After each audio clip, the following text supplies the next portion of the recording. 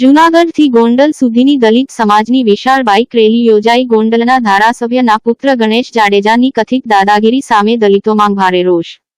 10 તારીખ 30 મેના રોજ બનેલી ઘટનામાં જૂનાગઢ શહેરના અનુસૂચિત જનજાતિના સમાજના પુત્ર રાજુ સોલંકીના પુત્ર સંજય સોલંકીનું ગણેશ જાડેજા દ્વારા અપહરણ કરી તેને ગોંડલ નજીક આવેલ ગણેશગઢ તરીકે ઓળખાતી વાડીમાં નિવસ્ત્ર કરી મારવાના બનાવવાના વિરોધમાં આજે જૂનાગઢ તેમજ આજુબાજુના વિસ્તારોના અનુસૂચિત જાતિ અને સમાજના દ્વારા જૂનાગઢથી ગોંડલ સુધીની વિશાળ બાઇક રેલીનું આયોજન કરવામાં આવેલ હતું અને સંજય સોલંકી NSUIના પ્રમુખ પણ છે। આજે દલિત સમાજની રેલીમાં જૂનાગઢ, અમરેલી, પોરબંદર, ગીર સોમનાથ, રાજકોટ, જામનગર, ધોરાજી, ઉપલેટા સહિતના સૌરાષ્ટ્રમાંથી અનુસૂચિત જાતિ સમાજના લોકો બાઇક રેલીમાં જોડાયા હતા। આ બાઇક રેલી જૂનાગઢથી ગોંડલ સુધી સવારે 9 વાગ્યા કલાકે આંબેડ ચોકથી તેનો પ્રારંભ થયો હતો। જૂનાગઢમાં કાઢવા ચોક ખાતે આવેલ ડોક્ટર આંબેડકર સાહેબની પ્રતિમાને ફૂલહાર કરી રેલવેની શરૂઆત કરાયેલી। જૂનાગઢથી નીકળી ધોરાજી, જેતપુરથી ગોંડલ પહોંચી હતી અને સમગ્ર રૂટ પર જૂનાગઢ તેમજ રાજકોટ પોલીસ દ્વારા ચુસ્ત બંદોબસ્ત ગોઠવવામાં આવ્યો હતો। ગોંડલ ખાતે આવેલ આંબેડકર ચોક ખાતે રેલી સંપન્ન થયા બાદ માં સંમેલન પણ યોજાશે।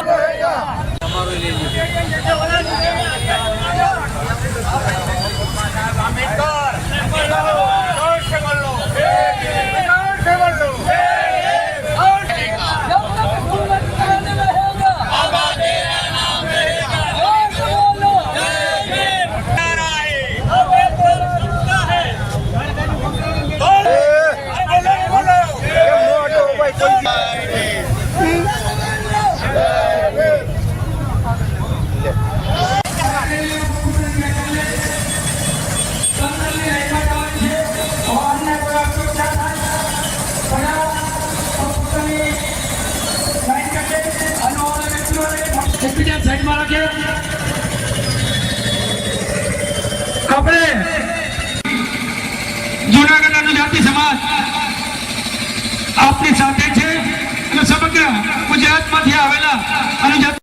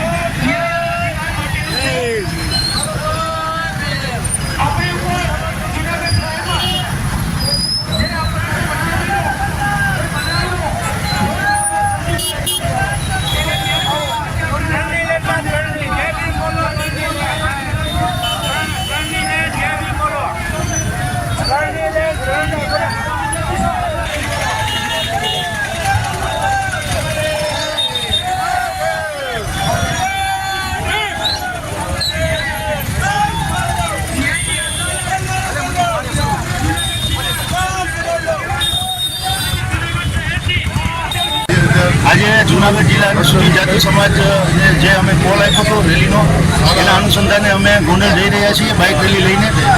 અને ગોંડલ ડૉક્ટર બાબા સાહેબ આંબેડકરના સ્ટેચ્યુએ અમારી જાહેર સભા છે, ત્યાં અમે અમારા નવા પ્રોગ્રામો પણ આપશું કે હવે પછી અમારું સ્ટેપ કયું હશે. એટલે અત્યારે અમે નીકળીએ છીએ અને આખા સૌરાષ્ટ્રના અને ગુજરાતના દલિત આગેવાનો આ કાર્યક્રમમાં જોડાવાના છે અને અમારી બુલંદ માંગ અમે સરકાર સુધી પહોંચાડવાના છે. ખાસ તો ધરપકડ ન થઈને લઈને શું કહેશો? ધરપકડ બહુ અગત્યનો ઇસ્યુ નથી. વાત અગત્યની એ છે કે ધારાસભ્યનો પરિવાર હોય, ધારાસભ્યના પરિવારના સભ્ય હોય, લોકોના મતથી ચૂંટાઈને જે લોકો સત્તામાં જતા હોય અને એ જ લોકો ઉપર અત્યાચાર કરે તો એ ગંભીર બાબત છે. એટલે ગોંડલના લોકોને અમે જાગૃત કરવા જઈ રહ્યા છીએ કે તમે 16મી સદીમાં જીવી રહ્યા છો કે કોઈની ગુલામીમાં જીવી રહ્યા છો. આજે લોકશાહી છે, દેશનું બંધારણ સર્વોપરી છે, દેશનો કાયદો સર્વોપરી છે. દેશનો કાયદો અને દેશનું બંધારણ છે એ ગમે એવી તોપ હોય એને પણ છોડતું નથી. એનો એવો એક મેસેજ લઈને અમે જઈ રહ્યા છીએ.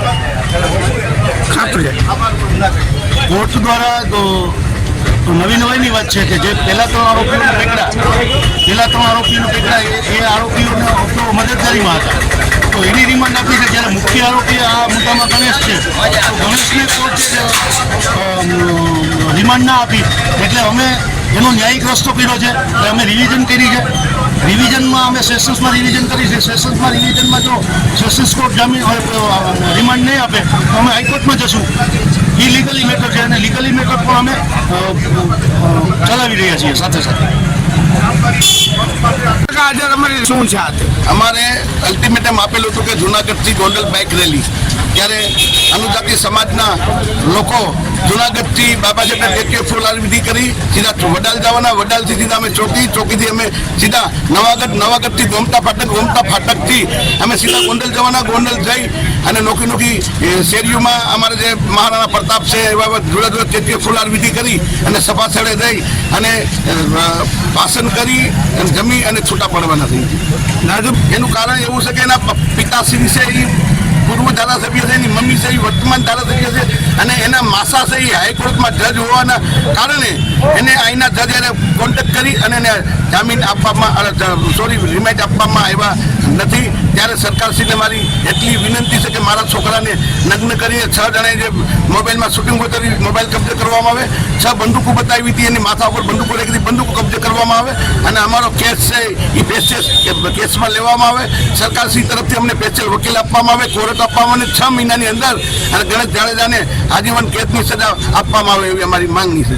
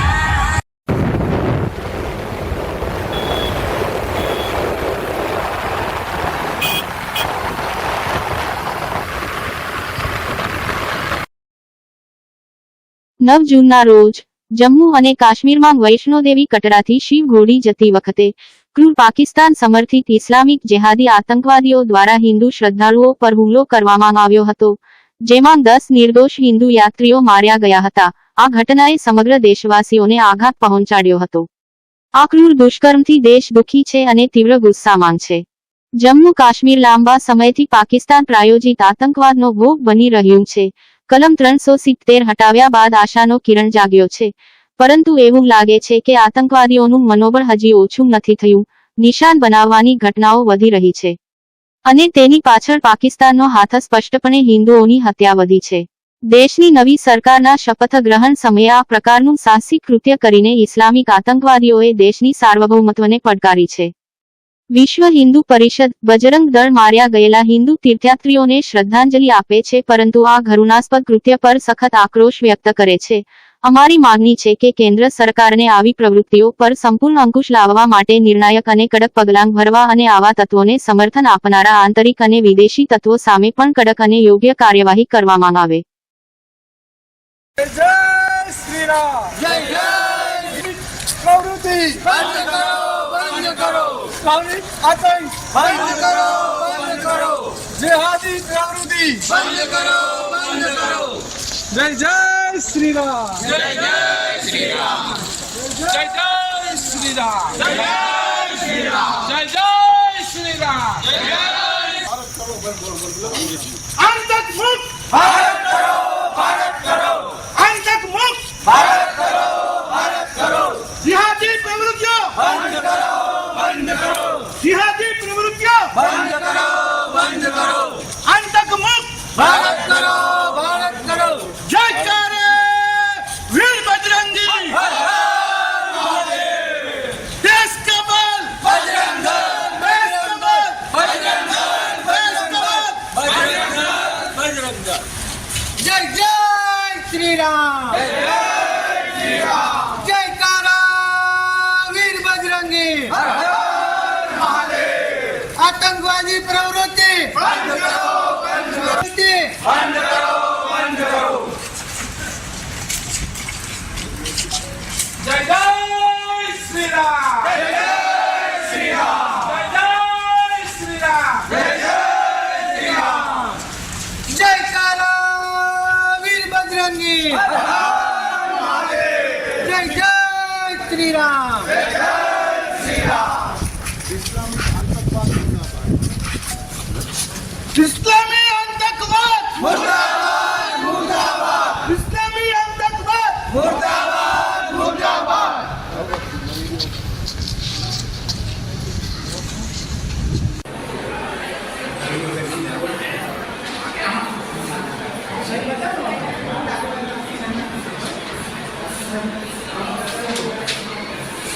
હું દાદા તારે હા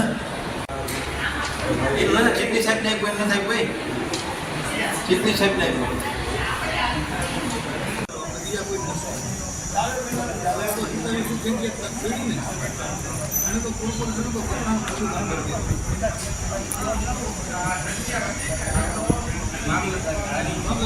આવી લે ને ભાઈ. આવી જ ગયો એટલે હા હા એક જ સેકન્ડ હો.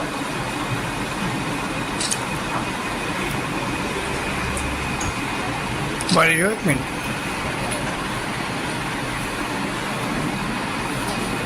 રામ. મારું નામ વિપુલ આહિર, બજરંગ દળ સંયોજક, જુનાગઢ મહાનગર. વિશ્વ હિન્દુ પરિષદ અને બજરંગ દળ દ્વારા આજે રાષ્ટ્રપતિ સાહેબને સંબોધીને એક કલેક્ટર સાહેબને આવેદનપત્ર આપવામાં હતું, જેમાં એક વૈષ્ણોદેવીથી શ્રદ્ધાળુઓ જે ખોડિયાર ઘોડી તરફ જતી એક બસ, જેને રોકીને આતંકવાદીઓ દ્વારા જે ક્રૂરતાથી હુમલો કરી, ફાયરિંગ કરી અને 10થી વધારે લોકોની જે નિર્મમ હત્યા કરવામાં આવી છે, તે બાબતે અમારે રાષ્ટ્રપતિ સાહેબને આજે સંબોધીને એક આવેદનપત્ર આપેલ, જે આવા આતંકવાદીઓને ડામવામાં આવે અને કડકમાં કડક સજા કરવામાં આવે અને અવારનવાર આવા તુસ્કાઓ થતા રહે છે. તો આજથી કરી અને હવે પછી ક્યારેય પણ આવા જે આતંકવાદીઓ દ્વારા જે પ્રહારો થાય છે એ ન થાય, તે બદલ અમે આજે રાષ્ટ્રપતિ સાહેબને સંબોધી અને આવેદનપત્ર આપીએ છીએ. અને જે પણ આવી પ્રવૃત્તિ કરતા આતંકવાદીઓને આપણા દેશની અંદર જે સહકાર આપતા હોય તેને પણ સજા આપવામાં આવે એવી અમારી લાગણી અને માગણી છે. જય શ્રી રામ. આવનારા દિવસોમાં જો અવાનવા હુમલાઓ થતા રહેશે તો ઉગ્રથી ઉગ્ર કાર્યક્રમો આપવા માટે અમે તૈયાર છીએ.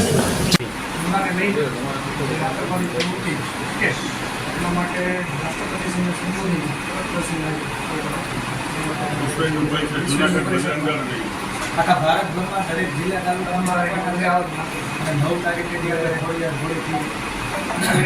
જિલ્લામાંથી કલેક્ટરશ્રીને આપણે પણ રાષ્ટ્રપતિને વહેલી તકે કે નાની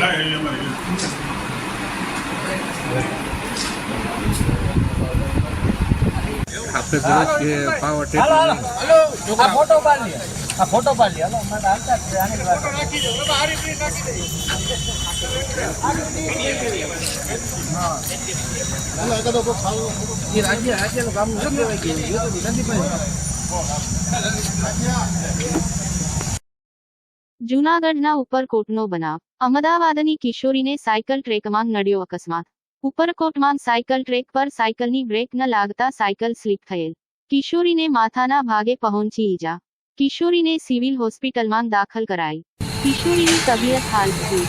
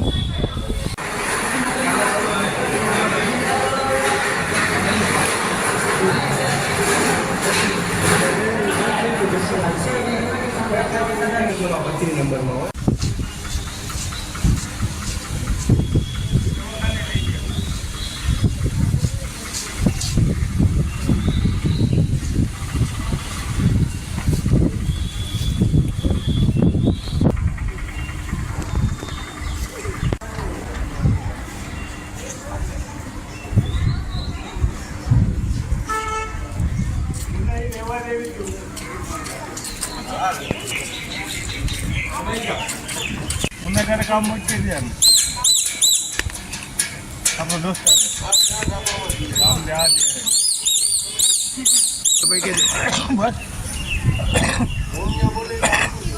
તમારો ગાડી બહુ મને આવી રીતે સાયકલ કમજોર હતી.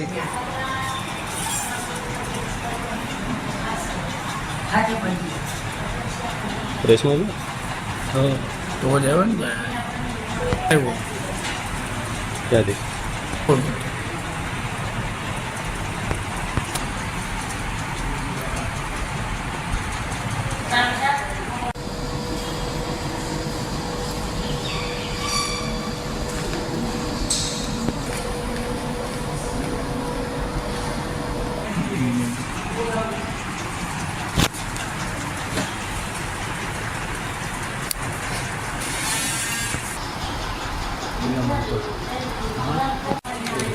ढाल पण इतना है मतलब ढलान एकदम बोलो एक किले पे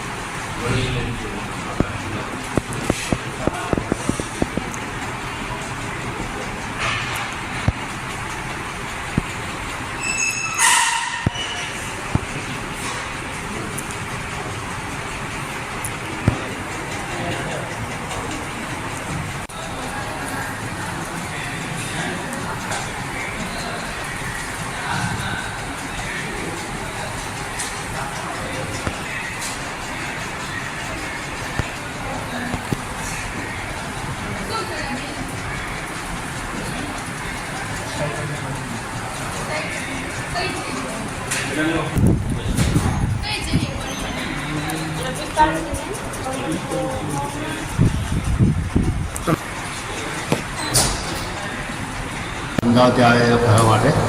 તો અહીંયા કોર્ટમાં ગયા હતા ફરવા માટે. તો છોકરીએ સાયકલ લીધી, સાયકલનો બ્રેક હતા નહીં અને ઢલાણ વધારે હતો, એમાં સ્લીપ થઈ ગઈ અને છોકરી નીચે પડી ગઈ અને વધારે વાગ્યું.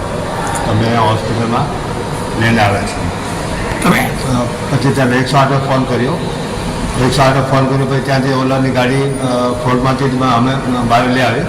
પછી 108થી ફોન કરી પછી આ ગાડી આવી તો અમે હોસ્પિટલ લઈ આવ્યા. હવે માનું છે અમારી જે ભરપાઈ પૂરી કરો અને એવી રીતે બીજી વાર ક્યારેક કોર્ટમાં સાયકલનો આ ન કરે. કેવી રીતે બેનને વાગ્યું છે? એટલે બેનને સ્લીપ પડી ગઈ એટલે માથામાં બહુ વાગ્યું. મોઢામાં, માથામાં, હાથમાં. આવી નહીં તમારી એ આ સાયકલિંગનું આ છે કે આ કોર્ટમાં છે ને આ સાયકલિંગનું બંધ જ કરાવેલા તો સારું પડે.